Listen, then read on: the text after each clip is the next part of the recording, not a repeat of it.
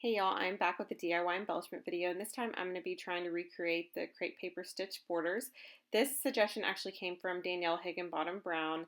She suggested that I do these stitch borders, and then she also suggested the Heidi Swapp fabric flag. So those were great suggestions, and I thank you for your help on that. And then I also got a suggestion from Lori Jonas, who had mentioned that I could do the crepe paper open book ribbon tags, I believe, and those are hopefully coming in a later video. But right now, today I'll be doing the crepe paper stitch borders, or my take on that. So this originally came from the Open Road, the crepe paper Open Road and Close Knit collections. So the color scheme in these two collections aren't really my favorite. So, or out of the things that crepe paper has created, those are probably my least favorite collections out of the whole, because I love everything crepe paper, but those are probably, I would say, my least favorite collections out of all of them. And so I'm using just a lot of poolside papers, some papers from, I think, Maggie Holmes Shine. I think I'm using even like a strip or a piece from Chamel Lane, like that black and white polka dot piece. So I'm using quite a bit of papers from the poolside collection though, and that's kind of the main route that I go because that was what was in my scrap box. You guys showed, or I showed you guys saw my collection of punches that I'm using. I'm using a few different size circle punches. I'm using a scallop circle punch. I'm using a tab punch, a scallop border punch, a couple of heart punches, and as you can see, the first thing I did was cut strips. I cut rectangular strips because in the original pack there are quite a few bannered shape rectangle type things. You guys will see that as we go, but that's why I cut those strips at the beginning, because I'm going to be cutting those down and making my own like uh, banners. So you guys will see that here in a little bit. I've cut quite a bit of semicircles or half circles, and then I'm cutting my own banners as well. Here I am in one of the original packs. There is like a triangular border, and I don't have a punch like that, so I just decided to create that myself, and I thought it turned out pretty cute. I already have one that's done. I actually like kind of cheated and did it off camera because I was not sure like how, I'm just not good at freehanding stuff, and so I decided to try to do it off camera, and then I just turned the camera back on so that you guys could see how I actually did the process of it. Here is, so there isn't a notebook punch or notebook border in the original pack of these two collections that I told you about that have the crepe paper collections, but I just decided a lot of these things really challenge me to step out of, what the original pack shows and kind of do my own thing. And none of these are exactly the same. The closest one that I got to the original pack were the 4 circles that I glue together. This is where I'm starting to put things together, and I'm sorry that it's going pretty quickly, but I didn't want to, I do a lot of these and I didn't want to bore you guys like with the same thing over and over again, so I did speed this up, I think 4 times speed. So here's what I meant when I cut those strips earlier. I am cutting my own banners out of those because I don't have punches like that, and so I'm just kind of making my own fishtail banners and pointy banners, and then I'm going to be just layering from here on out. I've also pulled several pieces, I would say about a handful, not even that, probably about 10 pieces of ephemera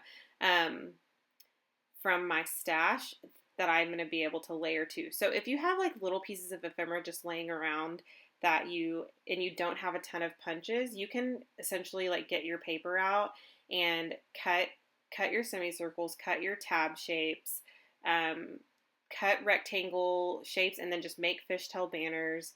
Do the same thing that I did with the triangular banner and layer all these elements together, and then if you don't have punches, like, you can do everything I just mentioned and then add your ephemera on top of it.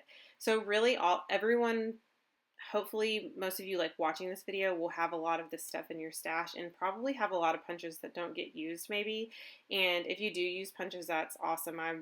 I'm just using them a lot more these days, and I'm really glad that I'm like diving into my stash a lot more. I know I've mentioned that like 1,000 times. Okay, so like I said, the closest one that I got to the original pack are like these, I think I put 3 or 4 circles of the same like circular shape together. And what's funny is that's probably like my favorite one in the entire collection. And it's so simple. It was like the most simple one. It was just four, I think 3/4 of a circle, 3/4 of an inch size circle. And I sewed them all together. So every single one of these borders are going to be sewn. That would be the only setback if you don't have a sewing machine. Obviously, you won't have the effect of like the stitched part. But if you do have one, that's great. If you don't, you can layer these together and either, I think some people do like little hand stitching, which may not be too hard if you punch like the holes prior, like use a little foam mat and punch the holes prior. Or I'm trying to think, or you can just layer them together and not really worry about the stitched effect. I mean, you could do really either way. I think this is where I put the 4 circles together, or the 3 circles together. So as you guys probably saw in the original pack, there are quite a few semicircle elements or half circle elements. And so, like I said, I'm doing my own version of these and not following the pack. I just printed off a picture for myself for like reference, and so that I can get some of them like to be similar. But I did not want to do, obviously, copy the original pack exactly the same. I wanted to do some things different. So, and that way you guys can mix it up and do what you guys want as well. I'm going to continue layering these items, and then I'm going to sew everything together, and then you guys will see all the final photos at the end of the sewn, like the finished product. So what I'm going to do is at the end, I'm going to kind of gather them all together and show you without them being sewn, and then you guys will see them in the final photos. You'll see the finished products. Okay, I guess this is where I do the 3/4 of the inch 4 circles put together. And like I said, it's one of my favorite ones. And I thought it's so cute. Like, I wouldn't think to, if I wouldn't have seen that original pack, I would not have thought to sew 4 little circles together for an extra little touch on your scrapbook page. I don't know.